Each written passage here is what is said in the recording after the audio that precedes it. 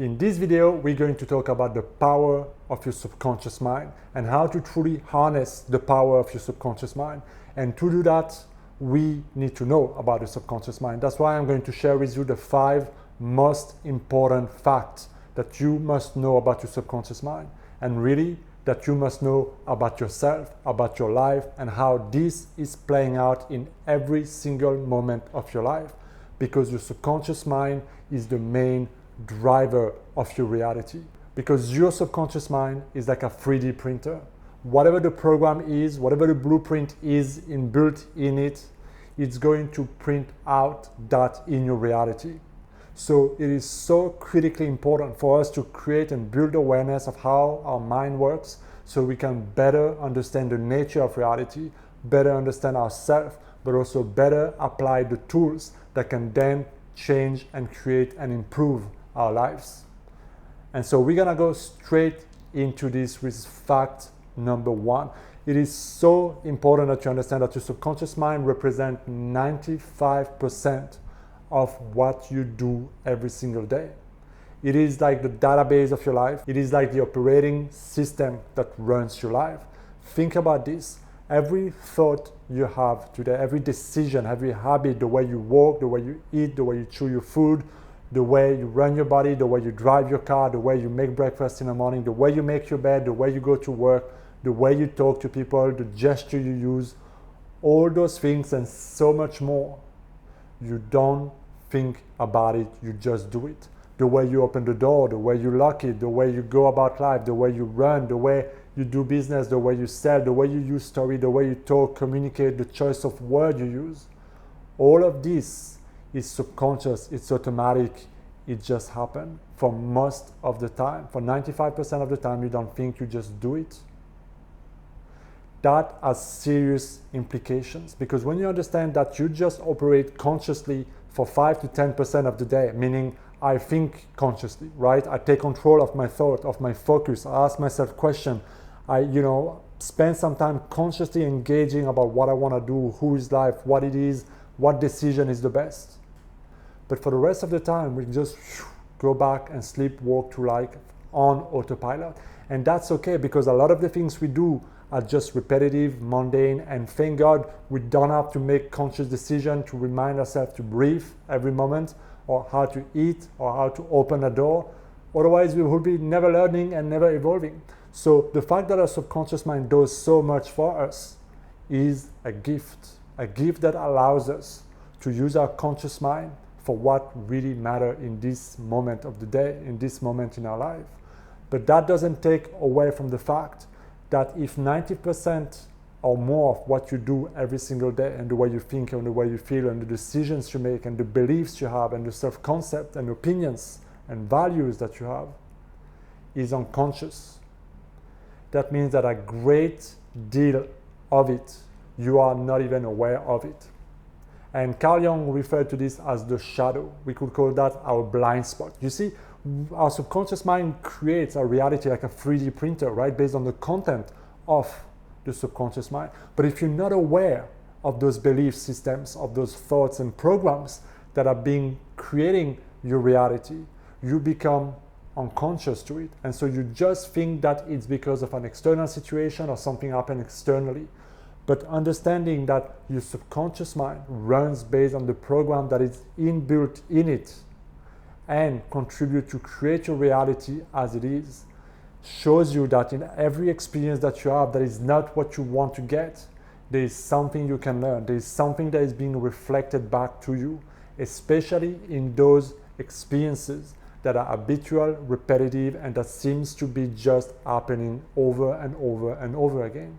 So the fact number 1 is critical, to always look for what is the root thought behind this experience, what is the root emotion, what is the belief, what is the self-concept that must change, so that my reflection of my world and what I get from that 3D printer change accordingly. Now, fact number 2 is extremely important as well.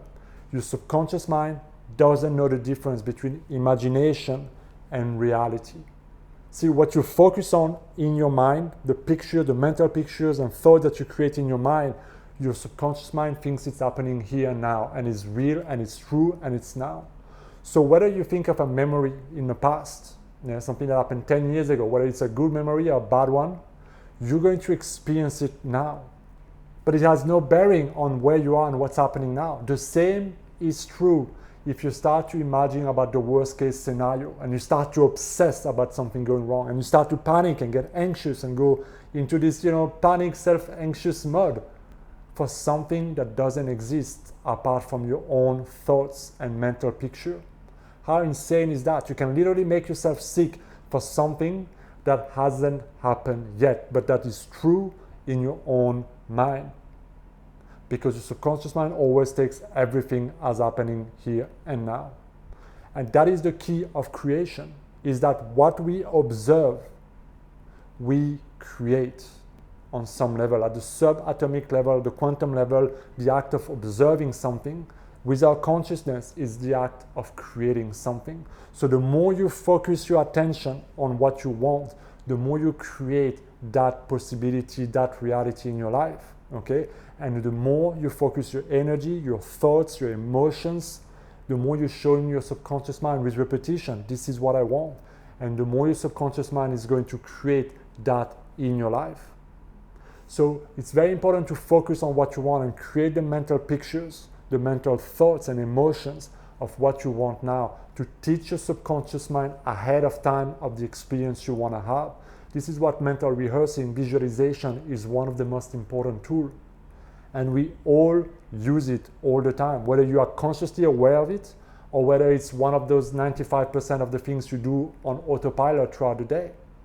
And now you see why fact number one is so important. Because if you don't take control of those imaginal things that happen during the day, where you just imagine on autopilot the worst case scenario, or you struggling, or things happening a certain way, if you keep on doing that, your focus in that direction will determine your reality.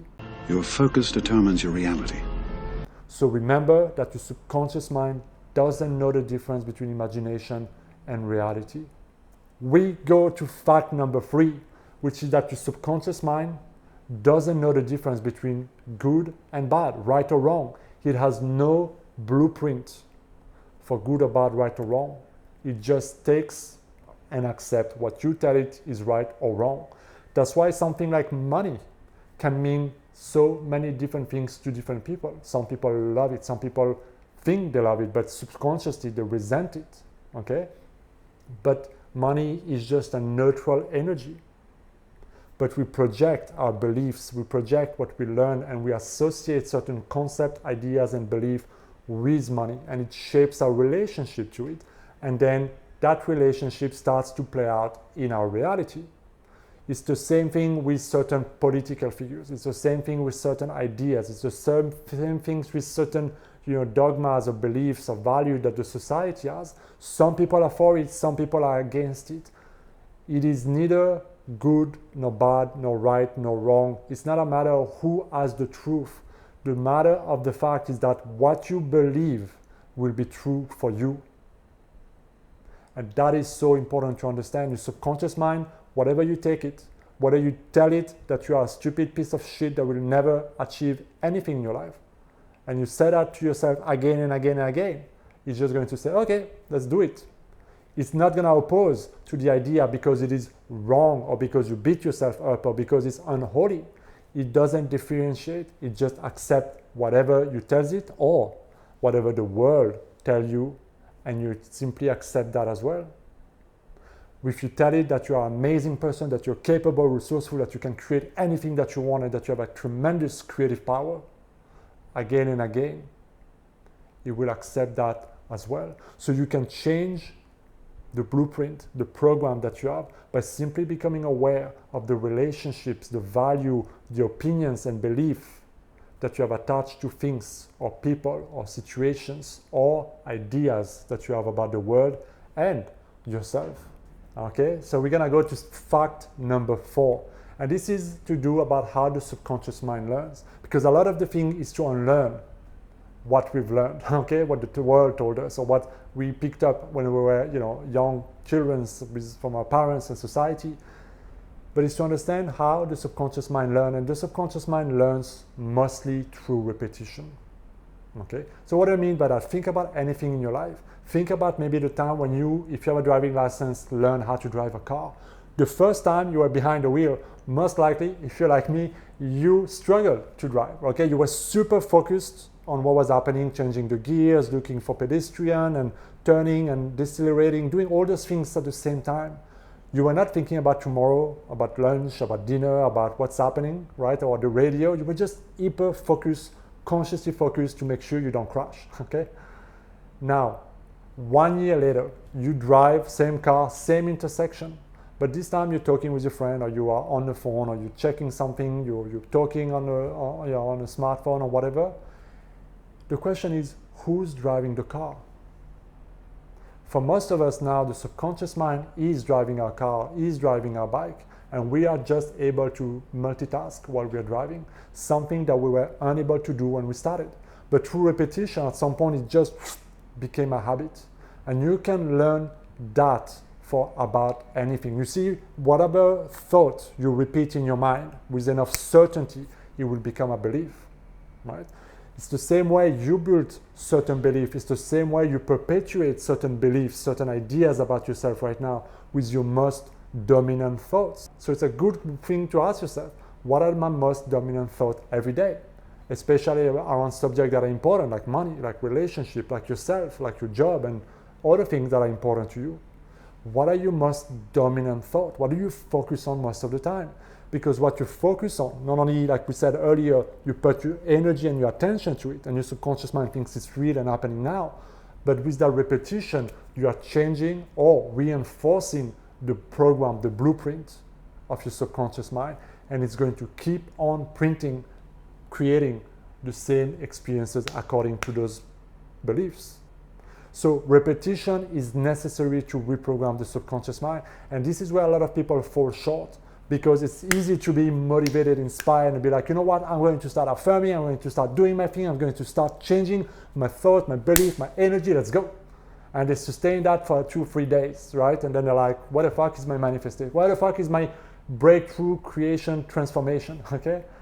The challenge is that you spend years, decades in some cases, with a certain mindset, certain attitude, certain energy. And then with just a few days of barely trying, barely putting any effort into something, you want to deeply change your life and your core beliefs and your core self-image. You don't have enough repetition there, you don't have enough energy, you don't have enough attention, you don't even have enough awareness to understand really what are the beliefs that are driving you. So this is a game of long term. This is something that you must walk the path. This is something that you must grow, evolve, and continuously transform your mindset, as every level of your life will require a new you and will require you to transform and shed all beliefs for you to reach the next level. So notice, what are your dominant thoughts, your dominant habits, your dominant actions, and ask yourself, what do I need to change? And go about it with repetition and enough certainty, and you will see it will stick to it, and then your subconscious mind will start to work with it and create and produce the result and the evidence that support that new program. And finally, guys, we go into the last fact that you must know, and this one can be a little bit confusing, but it's equally important. Your subconscious mind takes everything personally. For your subconscious mind, it is the only thing that exists in the world. So, for example, you see somebody outside of you, you see somebody driving a beautiful, yellow Lamborghini or Ferrari or whatever car you like, and it's, it parks right in front of you, and your first impulse is to create that story about that young guy that comes out. You must be like, you know what, it's probably just a rich young kid, and his dad must be rich and he's lucky and he didn't own it, he didn't work for it, he's just so lucky, kind of thing, right? You create that story about that person that you don't know. You see, your subconscious mind is not going to attach that story to that person, but it's going to take that personally. And so if you think that he doesn't deserve that car, that he cheated his way to his car, that he needs to work hard to be able to really be worthy of that car, what you're really saying is that I don't deserve that car. I need to be worthy to deserve my goals. I need to work fucking hard and hustle to achieve my goals.